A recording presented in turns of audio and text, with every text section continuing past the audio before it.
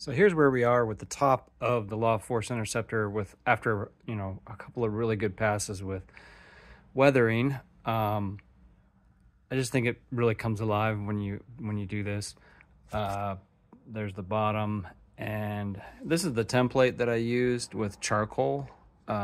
Basically, you scrape charcoal dust off and then you dust it in between your template, and this is how I got the LF for Law Force on each side of the ship, like that. It's very delicate, very fragile, but it works for my case. Some of the panel line paint that I've been using, mostly the brown, a little bit of the black. Haven't used the gray much.